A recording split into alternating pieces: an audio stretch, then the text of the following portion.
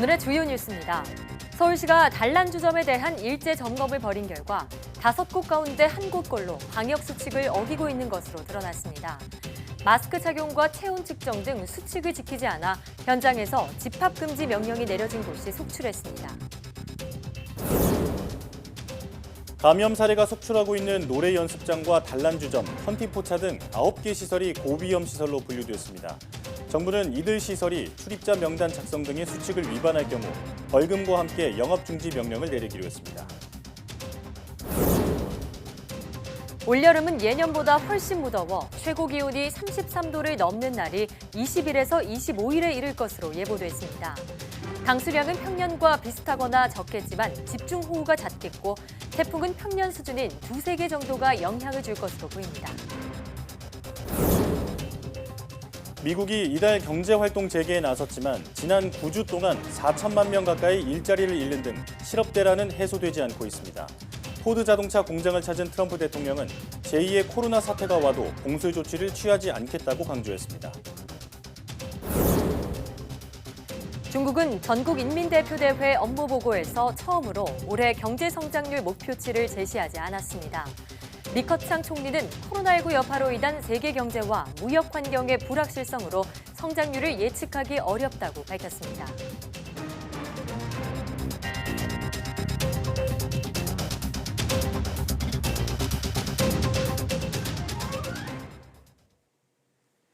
여러분 안녕하십니까? 사이언스 투데이입니다. 정부가 유흥주점과 감성주점, 헌팅포차, 노래연습장, 단란주점 등 9개 시설을 고위험 시설로 분류했습니다. 정부는 이들 시설에서 방역수칙을 어기면 사업주뿐 아니라 이용자에게도 300만 원 이하의 벌금을 물리고 사업주에겐 집합금지 조치를 내리기로 했습니다. 중앙재난안전대책본부는 정례 브리핑을 통해 이런 내용을 중심으로 한 고위험 시설 핵심 방역수칙 등을 발표했습니다. 내용을 보면 음식점이나 유흥시설, 체육시설, 여가시설 등이 고위험, 중위험, 저위험 시설로 분류됩니다. 분류 기준은 공간의 밀폐 정도나 거리 두기 가능 여부, 이용자의 규모, 비말 발생 가능성, 이용자의 체류 시간, 방역수칙 준수 여부 등 6가지입니다.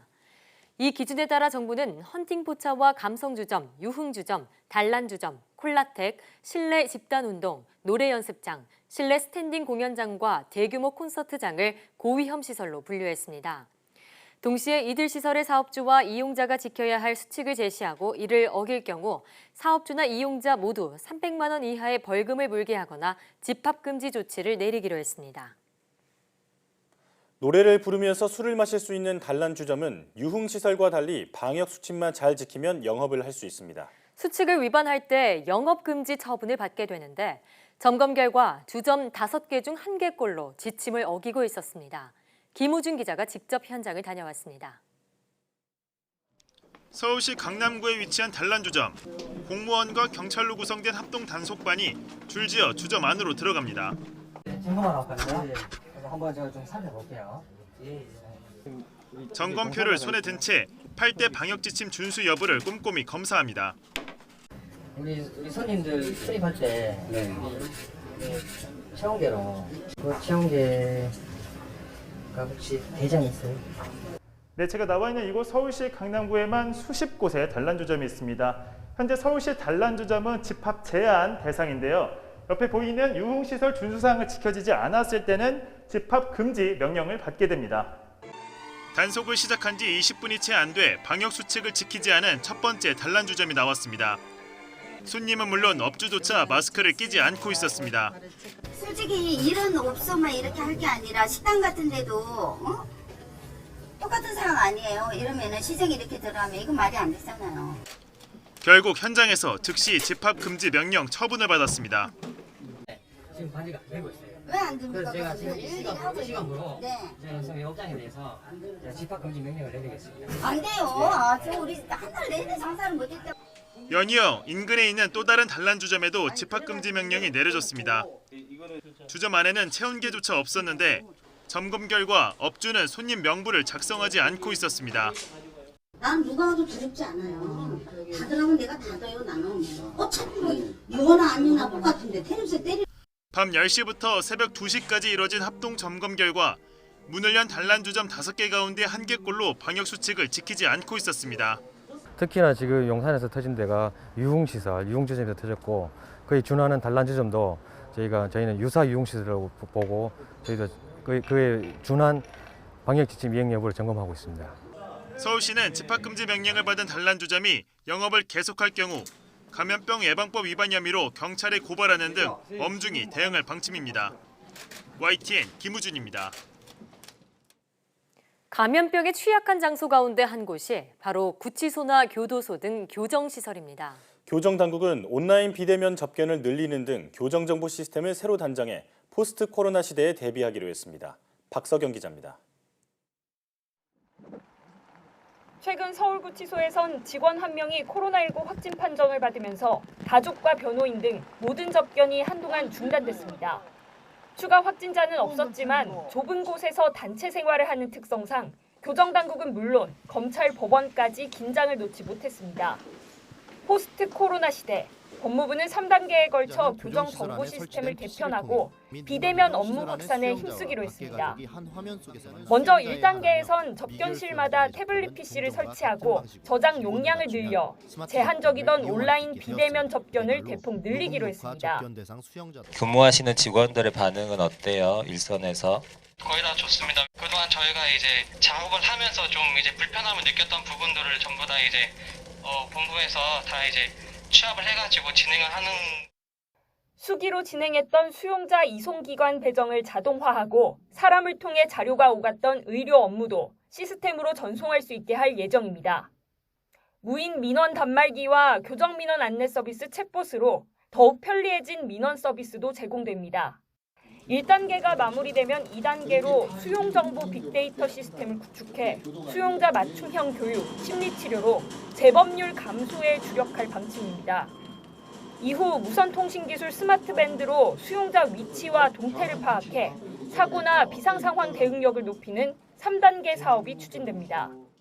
연구 용역을 통해 인권 침해 관련 문제점을 사전에 연구 분석하고 관련 법률 및 제도도 보완해 나갈 예정입니다. 지난 3월부터 시스템 구축 사업에 돌입한 법무부는 오는 2022년 3단계 사업까지 모두 마무리 짓는 것이 목표라고 밝혔습니다. YTN 박서경입니다.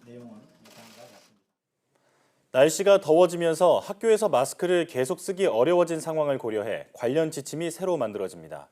중앙재난안전대책본부는 여름철 학교라는 장소와 나이별 특성을 고려해 학생과 교사들이 쉽게 이해하고 지킬 수 있는 마스크 사용 지침을 만들어 곧 알리겠다고 밝혔습니다. 현재 지침에 따르면 학교에서 밥 먹을 때를 빼고는 교사와 학생 모두 마스크를 계속 써야 합니다. 정부는 새 지침이 만들어지기 전까지는 마스크 착용과 거리 두기 등 기존 방역 수칙을 철저히 지켜달라고 당부했습니다. 또 감염 예방을 위해 PC방과 노래 연습장 등 밀폐된 다중이용시설에 가서는 안 된다고 강조했습니다. 국가인권위원회가 코로나19에 관한 UN 등 국제기구 보고서와 인권 지침을 번역해 보급합니다. 인권위는 코로나19의 전 세계적 확산으로 경제적, 사회적 약자 차별이 발생해 번역 보급을 계획하게 됐다고 설명했습니다. 인권위가 번역해 관련 부처와 시민단체에 보급할 문건은 국제기구 보고서와 지침, 성명 등 모두 14건입니다. 여기에는 코로나19와 인권 UN 사무총장 정책 보고서, 코로나19 인권 보호 지침 등이 포함되어 있습니다. 정부가 21일 40조 원 규모의 기간산업 안정기금 공급 기준을 발표했는데 발표 내용대로라면 저비용 항공사 상당수가 지원 대상에서 빠지게 됩니다. 큰 기대를 하고 있던 LCC들은 지원을 받지 못하게 될까 봐 발을 구르고 있는데요. 정부가 지원 기준에 대한 애매한 해석 여지를 남겨둔 상태여서 그 결과에 관심이 쏠리고 있습니다. 보도에 백종규 기자입니다. 정부의 기간산업 안정기금 지원 대상은 차입금 5천억 원 이상, 근로자 300명 이상인 항공과 해운 기업입니다. 6개월 동안 고용을 90% 이상 유지해야 한다는 조건과 함께 예외 조항도 달았습니다. 예외적으로 핵심 기술 보호 및 산업 생태계 유지에 중대한 영향을 미칠 수 있는 경우 등을 포함시키기로 하였습니다. 기준대로라면 대한항공과 아시아나항공을 제외한 저비용 항공사, LCC들은 상당수가 지원 대상에 해당되지 않습니다.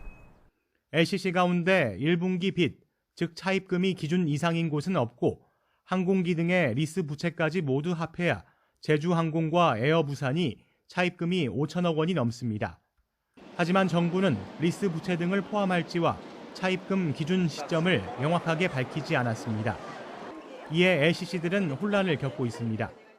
저비용 항공사들은 지원이 없으면 버티기 힘든 상황이라며 애를 태우면서 그나마 예외 조항 해석 여지가 있는 만큼 지원을 일단 기다려보겠다는 조심스러운 입장입니다. 이에 대해 국토교통부는 LCC도 지원받도록 다른 부처와 논의하고 있다며 지금은 개별 기업에 대해 어떤 기업에 지원하고 하지 않고를 논의하는 단계는 아니고 항공산업 성장을 견인한 LCC들도 최대한 지원을 받을 수 있는 방향으로 논의 중이라고 덧붙였습니다. 유동성 위기만큼은 좀 빠져나올 수 있도록 해주고 나서 구조조정이 시장에서 이루어지도록 해야지. 그런 항공사에게는 해당이 없다라고 하면은 적지 않은 그 LCC들이 아마 부도에 직면할 것 같습니다. 기획재정부와 금융위원회는 국토부의 판단을 반영해 저비용 항공사들의 예외 조항 해당 여부를 판단할 계획입니다. YTN 백종규입니다. 제주항공이 코로나19로 인한 위기 극복을 위해 1,700억 원 규모의 유상증자에 나선다고 공시했습니다. 제주항공의 전체 발행 주식은 기존 2,635만 6,758주에서 3,849만 9,615주로 늘어나게 되고 예상 1주 발행가는 14,000원입니다. 신주 배정 기준일은 다음 달 10일이며 우리사주 조합원의 20%를 우선 배정하고 오는 7월 안에 증자를 마무리할 계획입니다. 제주항공은 코로나19로 항공업계가 어려움을 겪는 가운데 위기 상황 극복을 위한 노력의 한 부분으로 유상증자를 추진하게 됐다고 밝혔습니다. 코로나19 확산세가 주춤한 가운데 항공업계가 국제선 운항을 재개하고 있습니다. 제주항공은 다음 달 6일부터 인천에서 마닐라 노선을 주 1회 운항하기로 하고 예약을 받고 있습니다. 이로써 제주항공은 다음 달 일본 나리타와 오사카, 중국 웨이하이, 마닐라 등 국제선 4개를 운영합니다. 최근 해외 국가들이 입국 제한 조치를 완화하는 추세를 보이자 진에어와 티웨이 항공, 에어서울 등 다른 저비용 항공사들도 일부 노선의 예약을 열어뒀습니다. 에어부산은 오는 7월 부산에서 홍콩, 부산에서 마카오 노선 운항 재개를 시작으로 중국과 일본, 동남아 노선을 차례로 운항할 방침입니다. 대한항공도 다음 달부터 미국 워싱턴과 시애틀, 캐나다 밴쿠버, 토론토 노선의 운항을 50일 만에 재개하는 등 모두 110개 국제선 노선 가운데 32개 노선을 운영할 예정입니다. 아시아나항공도 다음 달부터 국제선 13개 노선의 운항을 재개해 국제선 73개 가운데 27개 노선을 운영을 재개할 계획입니다. 올겨울 독감과 코로나19의 동시 유행 가능성에 대비해 방역당국이 독감 무료 접종을 고등학교 3학년까지 확대하는 방안을 추진하기로 했습니다. 노인 무료 접종 대상도 현재 65세 이상에서 60세 이상으로 낮추는 방안을 검토하고 있습니다. 한영규 기자가 보도합니다. 올해 가을과 겨울에 코로나19와 독감이 동시에 유행할 가능성이 높습니다. 코로나19와 독감은 증상이 유사한데 유행하는 시기도 겹치게 되면 코로나19 방역에도 차질이 생길 수 있습니다. 독감과 이제 코로나19의 증상이 상당히 이제 유사하고 또 유행이 되는 시기가 서로 겹치기 때문에 독감으로 인한 부분들을 최소화시키게 되면 코로나19의 어떤 증상으로 되는 사람들을 조금 더 걸러내기가 용이한 그런 측면이 있습니다. 현재 생후 6개월에서 중학교 1학년, 임신부, 65세 이상 노인은 독감 예방 백신을 무료로 접종받을 수 있습니다. 여기에다 올해는 중2에서 고3까지 만 60세 이상 64세까지 무료 접종 대상을 확대한다는 계획입니다. 추가로 확대할 대상은 590만 명으로 추산됩니다. 중2부터 고3까지 그리고 연령대에 있어서는 60에서 64세까지에 대해서는 금년의 경우 특별히 독감 예방접종이 반드시 필요하다고 일단 판단을 하고 있고 방역당국은 올해 유행할 것으로 예측되는 바이러스 종류가 달라져 올해는 어느 해보다 독감이 유행할 가능성이 크다고 보고 있습니다. 또한 코로나19로 인해 독감 예방 접종률 자체가 낮아질 가능성도 있다고 우려하고 있습니다. 방역당국은 독감 무료 접종을 확대하기 위해 예산 당국은 물론 백신을 충분하게 공급받을 수 있도록 백신 업체와도 협의를 진행하고 있습니다. YTN 한윤규입니다. 올여름은 예년보다 무덥고 집중호우가 잦을 것이란 전망이 나왔습니다. 기상청은 여름 기상 전망 발표에서 올여름 기온이 평년과 작년보다 다소 높겠고 무더위의 절정은 7월 말부터 8월 중순까지가 되겠다고 밝혔습니다. 최고 기온이 33도를 넘는 폭염 일수도 20일에서 25일로 예상돼 역대 가장 무더운 해로 기록된 2018년의 31.4일보다는 적지만 평년 9.8일과 지난해 13.3일보다는 훨씬 많을 것으로 보입니다. 강수량은 평년과 비슷하거나 적겠지만 집중호우로 쏟아지며 피해가 크겠고 태풍은 평년 수준인 2-3개 정도가 영향을 줄 것으로 보입니다. 국내 연구진이 줄기세포의 증식과 분화를 촉진하는 구조체 제작에 성공했습니다. 포항공대 연구진은 부드러운 물결 형태를 포함하는 마이크로 나노 이중 구조체를 이용해 지방률의 줄기세포의 증식과 혈관세포로의 분화 효율이 모두 증가하는 것을 확인했다고 밝혔습니다. 연구진은 이번 연구는 줄기세포의 치료 적용 가능성을 한 단계 높인 것이라며 혈관세포 이외의 피부와 신경 등 다른 조직 분화에도 적용할 수 있을 것으로 기대했습니다. 줄기세포는 우리 몸을 구성하는 모든 조직으로 분화할 수 있어 재생의학의 총화로 꼽힙니다.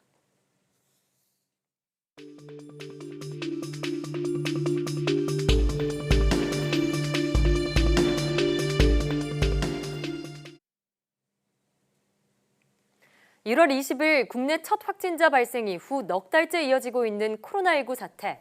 반복해서 발생하는 지역 감염 사례에 긴장을 놓을 수 없는 시간이 계속되고 있습니다.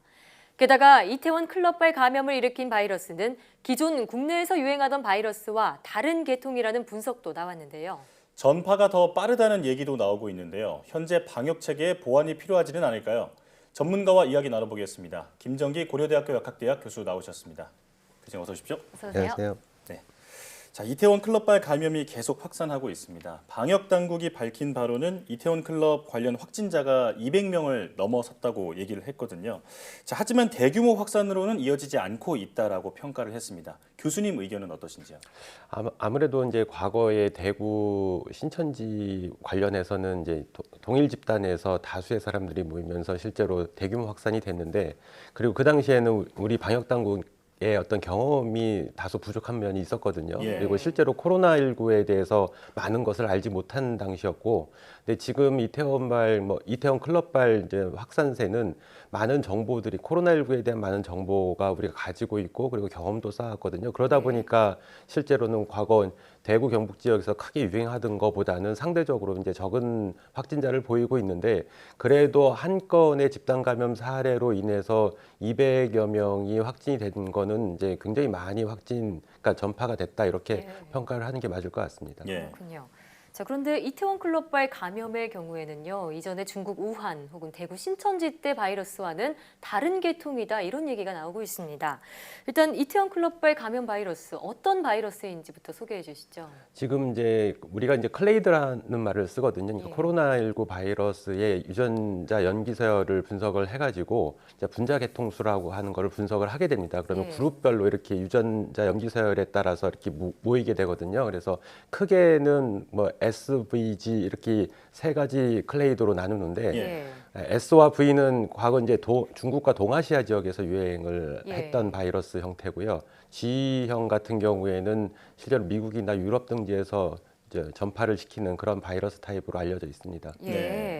그러면 이 G형 같은 경우에가 이번 이태원 클럽발의 바이러스에서 감염된 계통이다, 이렇게 볼 수 있는 건가요? 그렇죠. 지금 이제 질병관리본부에서 발표한 내용에 따르면은 이태원 클럽발 이제 확진자들에서 분리된 바이러스의 유전자형은 실제로 미국이나 유럽 등지에서 유행을 하고 있는 그런 바이러스 형태, 그러니까 G형이다라고 알려져 있습니다. 자, 말씀해주신 그 G형이 미국과 유럽 등에서 확산했던 그 클레이드라고 말씀해주셨습니다. 이게 그 S형보다, 우리나라에서 퍼졌던 그 S형보다 전파력이 더 빠르다는 얘기도 있는데, 바이러스가 변이를 일으키면 전파 속도나 치명률에는 어떤 변화가 있는 건가요? 일단 기본적으로 돌연변이가 발생을 하면 그게 바이러스의 어떤 특성에 영향을 주게 됩니다. 그래서 감염성이라든가 병원성 등에 영향을 주게 되는데, 그러니까 실제로 아직은 정확하게 분석이 안 돼 있습니다. 그러니까 지금 지형이 뭐 전파력이나 아니면 병원성이 더 강하다 이런 분석을 일부는 하고 있는데 실제로 이거에 대한 과학적인 근거는 아직 없습니다. 근데 현상을 보고서 추정을 하는 건데, 왜냐하면 미국이나 유럽이 이제 과거 이제 중국이나 우리나라를 비교를 해보면 오히려 더 많은 사람들이 감염이 되고 병원성도 치사율도 높게 나타나고 있거든요. 그래서 이런 것 때문에 지형이 아마도 감염성이나 병원성이 높을 거다라고 추정을 하고 있는데, 근데 반대로 생각하면 미국이나 유럽 같은 경우에는 초기 대응에 실패를 하면서 확진자가 굉장히 많이 늘어난 상황이었고요. 그리고 초기에 환자를 발견하지 못하면서 치명률이 높아졌기 때문에 이게 비단 어떤 돌연변이에 의한 건지 아니면 우리의 방역의 어떤 문제 때문에 그랬던 건지 이건 아직까지 명확하게 밝혀져 있지 않습니다. 그러니까 아직은 이 G형이 더 전파 속도가 빠르다라고 볼 수 있는 과학적인 근거는 없다고 말씀을 해주셨습니다.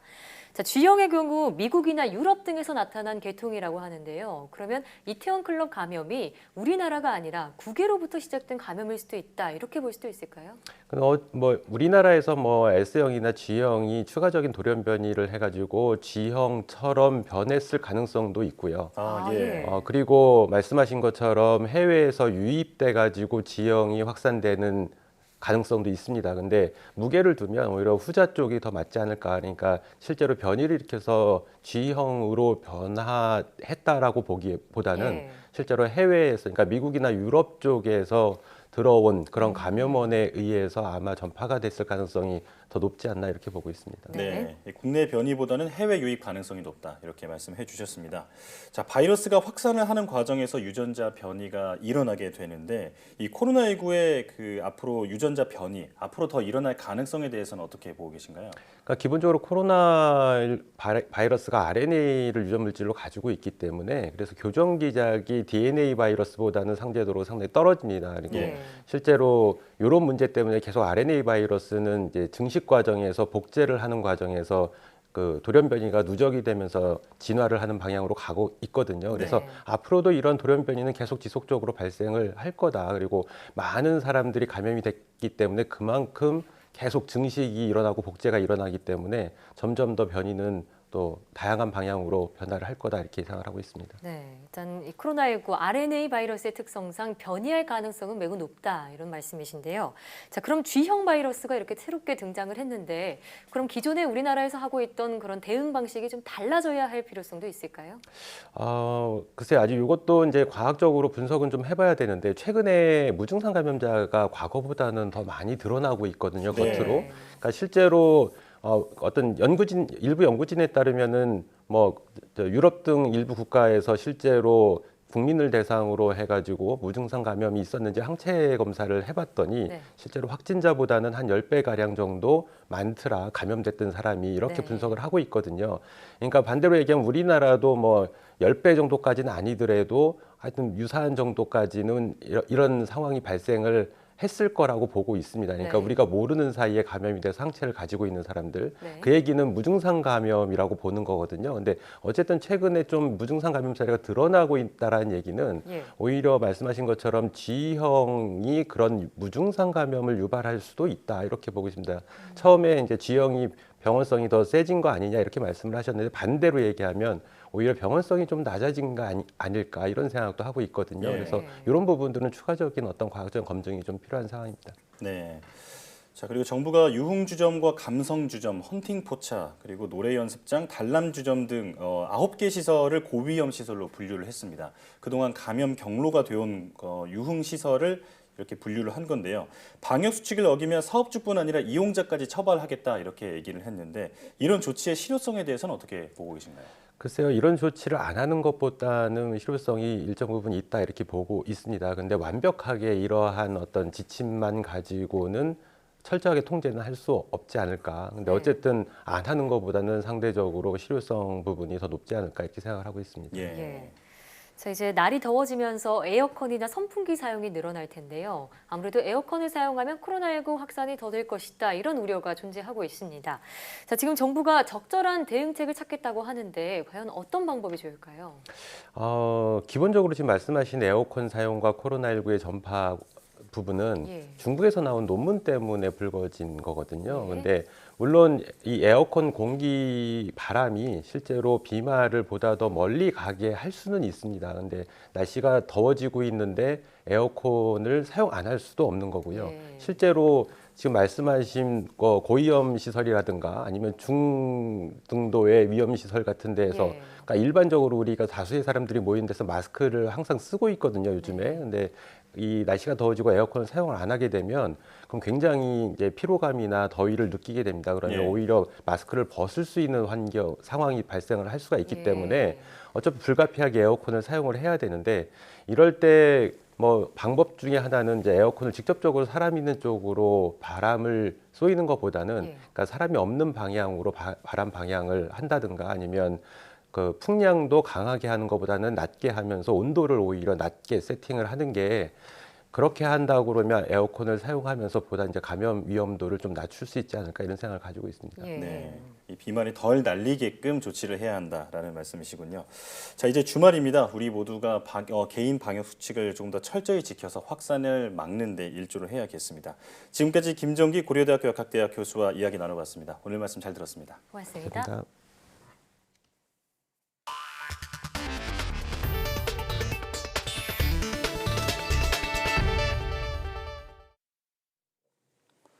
중국 정부가 22일 개막한 전국 인민대표대회 업무보고에서 올해 경제 성장률 목표치를 처음으로 제시하지 않았습니다.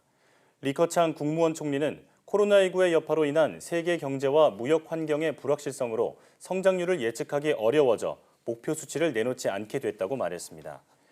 리커창 총리는 또 중국 정부의 올해 재정 적자 규모가 국내 총생산 대비 3.6%를 넘을 것이라고 덧붙였습니다. 중국 정부의 올해 재정 적자 전망치는 경기 부양을 위해 지난해보다 0.8%포인트 올려 잡은 것으로 금액으로는 1조 위안, 우리 돈으로 170조 원 정도가 늘어난 것입니다.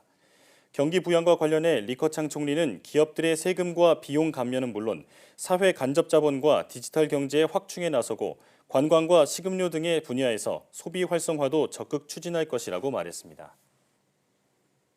미국이 이달 들어 경제활동 재개에 들어갔지만 실업대란은 좀처럼 해소되지 않고 있습니다. 지난 2주 동안에도 200만 명 이상이 새롭게 실업수당을 청구하는 등 코로나19 사태가 본격화한 9주 동안 4천만 명 가까이 일자리를 잃었습니다. 워싱턴 강태욱 특파원의 보도입니다. 지난달 말부터 시작된 미국의 경제활동 재개. 이번 달 들어 본격화하면서 지난 20일 코네티컷주를 마지막으로 50개 모두가 부분적 또는 전면적인 재가동에 들어갔습니다. 하지만 실업자가 확연히 줄어들지는 않고 있습니다. 지난주에도 신규 실업수당 청구 건수가 244만 건을 기록했습니다. 7주 연속 감소세를 보이며 300만 건 밑으로 떨어지긴 했지만 여전히 유례 없이 큰 규모입니다. 자택 대피령이 내려진 3월 중순 이후 9주 동안 3,860만 명가량이 일자리를 잃은 셈입니다. Work at home restrictions became the new reality, and now for roughly 2 months, we've seen declining new jobless claims, but with the latest version being above 2 million, this is still seismic in magnitude. 주택 시장도 얼어붙고 있습니다. 지난달 기존 주택 판매가 433만 건으로 3월보다 무려 18%나 줄었습니다. 2010년 7월 이후 10년여 만에 최대폭 하락입니다. 미국 전역에서 빗장을 풀었지만 코로나19 사태 이전으로 돌아가기엔 갈 길이 먼니다. People say, do you think we'll be back to normal this summer? And I say, I don't really think so because it may be a new normal, but it's not going to be the way we had it before. 미 의회 예산국은 4차례 경기 부양책이 도움되겠지만 심각한 상태인 노동시장을 고려하면 경제 회복은 내년까지 지연될 것으로 내다봤습니다. 워싱턴에서 YTN 강태욱입니다. 미국의 트럼프 대통령이 제2의 코로나19 사태가 오더라도 봉쇄 조치를 취하지 않겠다고 밝혔습니다. 경제 재가동을 놓고 논란이 가열되고 있는 미시간주에 가서 한 말인데요. 트럼프 대통령은 이번에도 공식 자리에서 마스크를 쓰지 않았습니다. 보도에 박홍구 기자입니다. 포드 자동차 공장을 찾은 트럼프 대통령.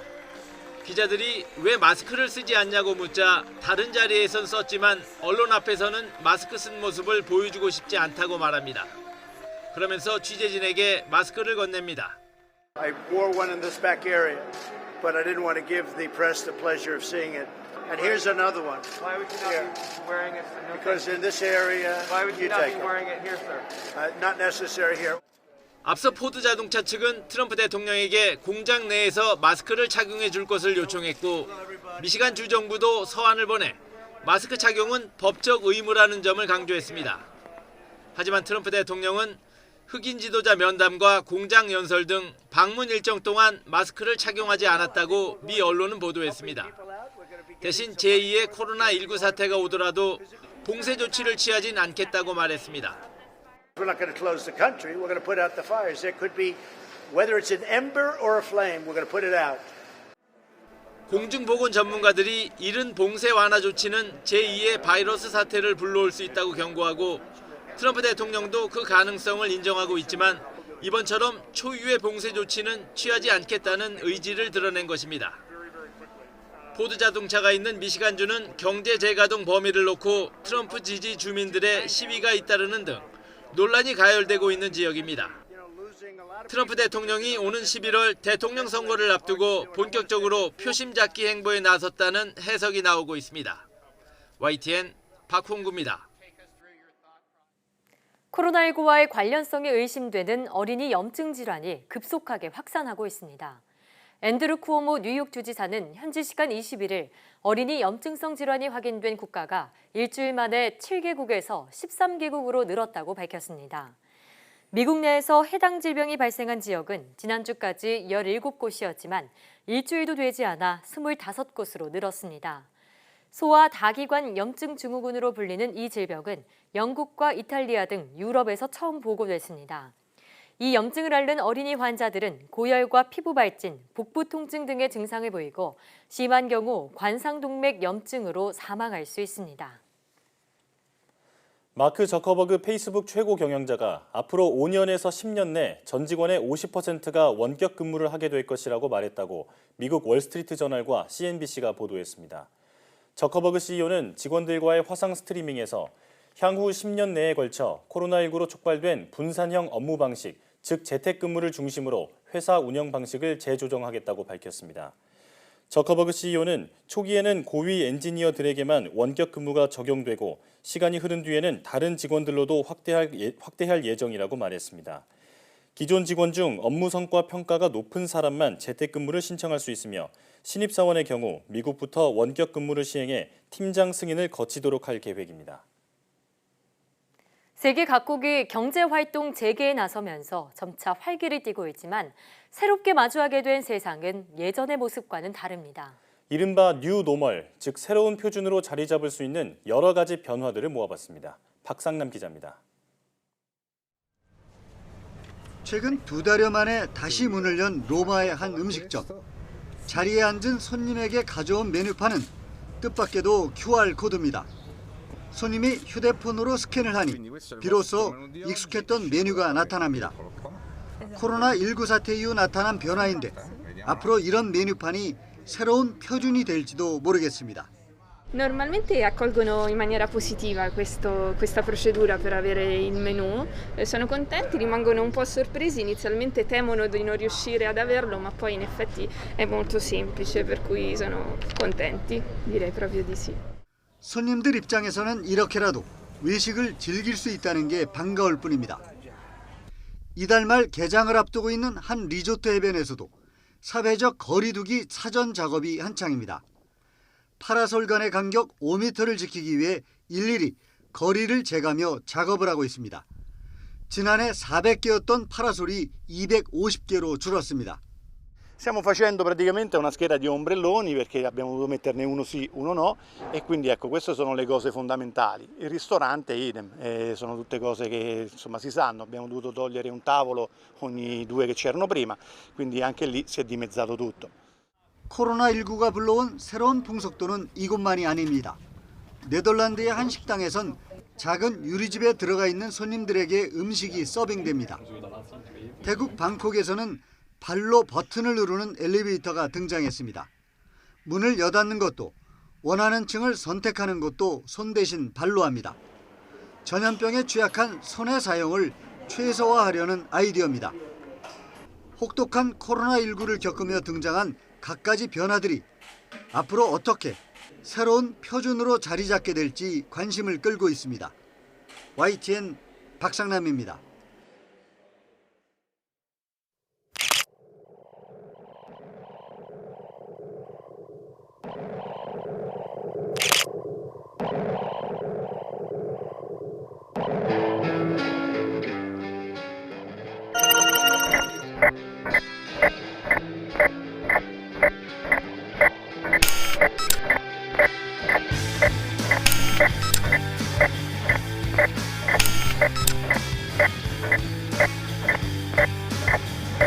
Three, two, one.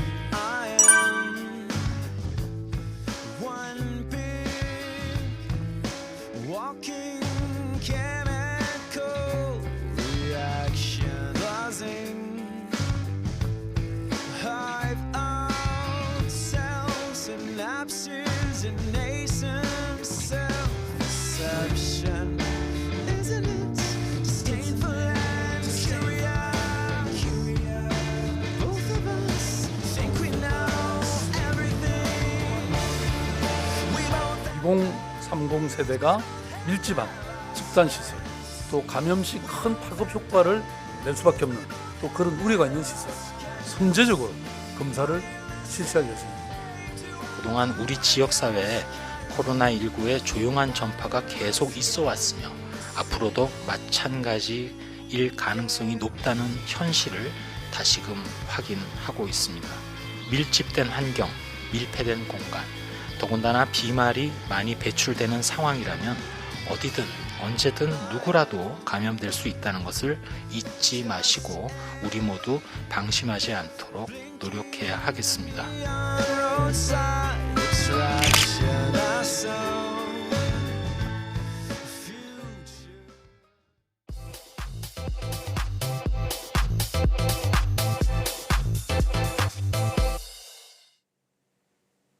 과학에 대한 모든 궁금증을 풀어주는 궁금한 S 시간입니다.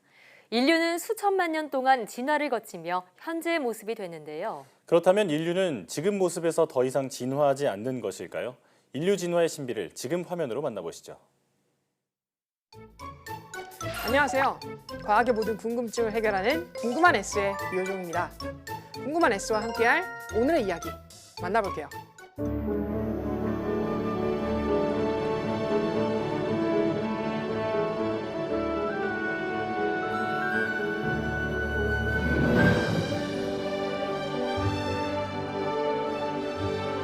오랜 시간 동안 인류는 진화를 거듭해왔습니다. 직립보행부터 도구의 사용, 그리고 언어를 익히는 것까지 여러 진화 과정을 통해 오늘날의 몸을 갖추게 되었는데요. 이후 인간은 문명과 문화를 이룩했고, 따라서 생물학적으로는 더 이상 진화하지 않는다고 생각하는 사람들이 있습니다. 생물학적인 차원을 초월한 고등한 존재가 되었다는 것인데요. 지금 이 상태가 말이죠. 과연 그럴까요? 진짜 인류의 진화는 멈춘 것일까요? 노르가이가 없었다면 난 에베레스트 산에 오르지 못했을 것이다. 1953년 최초로 에베레스트 산을 정복한 뉴질랜드의 등반가 에드먼드 힐러리가 남긴 말인데요. 노르가이는 힐러리의 정상 정복을 도왔던 네팔인 셰르파였습니다. 셰르파족은 히말라야 고산지대에서 거주하는 민족으로 에베레스트 등 히말라야의 고봉을 오르는 원정대의 짐을 나르고 길을 안내해왔기에 산악 도우미로도 불리는데요. 셰르파의 활약은 산소가 부족한 고산지대에서 더욱 빛을 발합니다.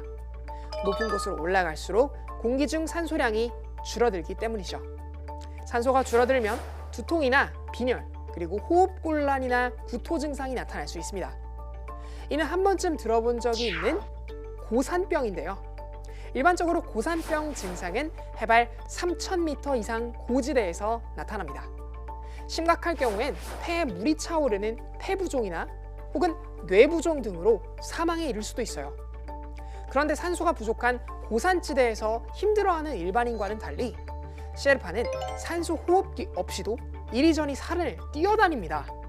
심지어 노르가이는 셰르파에겐 2개에서 3개의 폐가 있다라는 말하는 것으로도 유명한데요. 고된 훈련으로 단련된 산악인들도 고산병으로 사망하는 마당에 셰르파들은 어떻게 산소통도 없이 무거운 짐을 이고 에베레스트 정상에 오르는 것이 가능한 걸까요? 영국 케임브리지 대학교 앤드류 머레이 교수팀은 유럽 출신 연구자 10명으로 이루어진 팀과 네팔 카트만두 출신의 베테랑 셰르파 15명으로 이루어진 팀을 구성해 각각 해발 5,300m에 위치한 에베레스트 베이스 캠프까지 오르도록 했습니다. 등반 전후에 혈액을 분석해 일반인과 셰르파의 신진대사에 어떤 차이점이 있는지 알아내기 위해서였죠. 연구 결과 셰르파의 몸은 저지대에 사는 일반인과 확연한 차이를 보였습니다. 셰르파의 혈액을 분석해보니 그들의 적혈구는 일반인보다 두께가 얇았습니다. 셰르파의 얇은 적혈구는 혈관 속을 빠르게 이동할 수 있지만 적혈구 안에 있는 헤모글로빈의 산소 운반 효율은 일반인보다 떨어진다는 것이었죠. 우리 몸에 흐르는 피 속에는 수많은 적혈구가 있는데 이 적혈구들은 온몸 구석구석 산소를 공급해주는 역할을 합니다. 그래서 산소가 부족한 에베레스트산 정상에 오르는 사람들은 시간적 여유를 두고 산에 오르는데요. 몸속 적혈구의 수가 조금씩 증가해 고산병 증상을 예방할 수 있기 때문이죠. 그렇다면 적혈구의 산소 운반 효율이 떨어지는데도 불구하고 셰르파가 고산지대에서 활약할 수 있는 이유는 무엇일까요? 정답은 세포 대사에 있었습니다. 셰르파는 산을 오르는 과정에서 지방보다 포도당에서 더 많은 에너지를 얻었는데요. 일반적으로 같은 양이면 지방이 포도당보다 더 많은 에너지를 낼 수 있습니다. 그러나 지방을 연소할 때보다 포도당을 태울 때 산소가 더 적게 필요하기 때문에 체내 산소 활용 면에서는 셰르파의 세포 대사가 유리한 것이었죠. 그러니까 이 자연환경에 의해서 인류의 변화, 즉 인류가 자연환경에 적응하는 것은 아직도 현재 진행 중이라는 것이죠. 성인 중에는 간혹 우유를 먹으면 배가 아프면서 설사를 하는 분들이 있는데요. 저도 그렇거든요. 그 이유는 우유의 주성분이 젖당이라는 성분인데 이 젖당이 우리 몸속에서 분해가 잘 안 되기 때문입니다. 젖당은 우리 몸속에 있는 젖당 분해 요소라는 단백질이 분해하는데 아기였을 때는 이 젖당 분해 요소가 많이 만들어지지만 점차 자라면서 성인이 되면 젖당 분해 요소가 잘 만들어지지 않습니다. 그래서 우유를 먹으면 젖당이 분해되지 않아 설사하게 되는 거죠. 그런데 다른 민족보다 일찍 우유를 마시기 시작한 중동에서는 성인이 돼서도 젖당을 잘 분해하는 유전자가 확인됐습니다. 중동 사람들은 수천 년 전부터 낙타의 젖을 주식처럼 마시기 시작했는데요. 긴 세월에 걸쳐 우유를 마시다 보니 이들의 몸에서도 특별한 변화가 일어났습니다.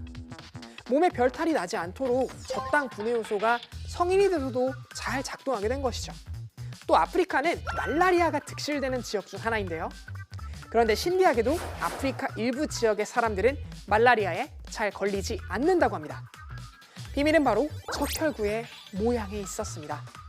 이들의 적혈구는 초슬달 형태인데요.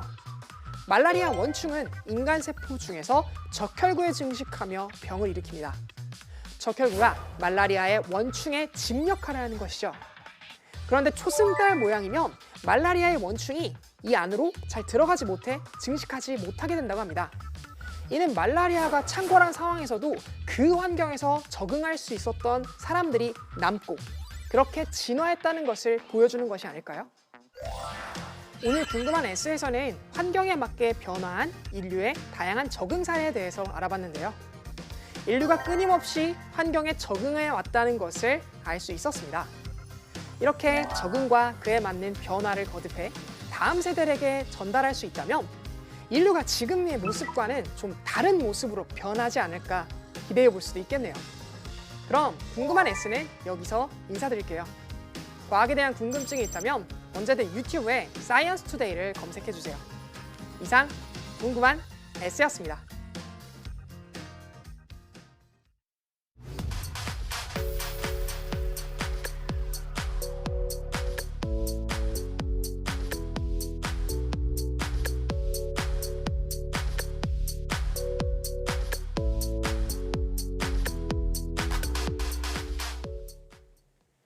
방역의 사각지대인 유흥주점이나 노래 연습장 등 9개 시설이 코로나19 고위험 시설로 지정됐습니다. 감염에 취약한 밀폐된 환경 때문인데요. 이들 시설이 방역 수칙을 어기면 영업 정지는 물론 이용자도 300만 원 이하의 벌금을 낼 수 있습니다. 생활방역 전환으로 개인의 자율성이 커진 만큼 방역 수칙 준수 등 우리 모두의 노력이 절실합니다. 사이언스 투데이 오늘 저희가 준비한 소식은 여기까지입니다. 함께해 주신 여러분 고맙습니다.